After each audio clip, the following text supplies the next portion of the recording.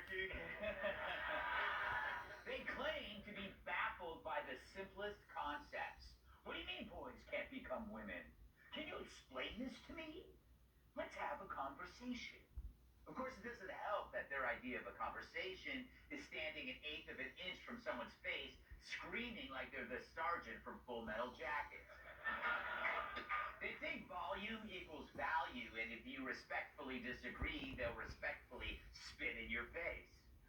But since performative ignorance takes no effort, it then requires us to do the legwork, usually under stressful circumstances.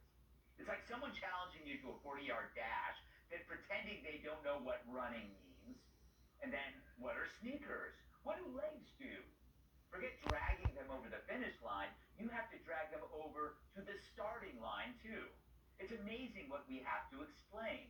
How do jails work? Why is bail important? Why is an erection in a women's locker room a non-starter? Explaining why the sky is blue to a 4-year-old, the only difference is the 4-year-old won't call you racist when they look stupid. It's funny that the left spent decades claiming that they were the smart ones.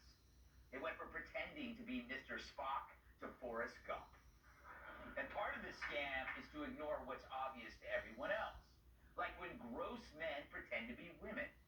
You know when you see it, fat weirdos who dye their hair purple and slap on some support hose. And don't question which hose it's supporting. But the left plays along. Oh, isn't she stunning and brave? Especially when shaving her bikini line near her nutsack.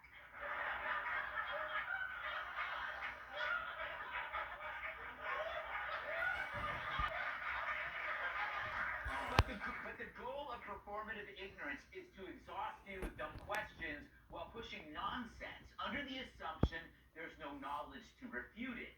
To them, communism is always a new thing. You know, even though there are still people alive who suffered through it, waiting in line for toilet paper, and not because Jerry Nadler nuked the bathroom. And ICE raids, oh, that's sadistic exercise. No, ICE has detained roughly 400,000 people, and the percent of properly detained illegals is between like 99.8 and 99.95%. I haven't seen a success rate like that since I was cruising the singles bars. But if you tell them that, they'll say math is racist.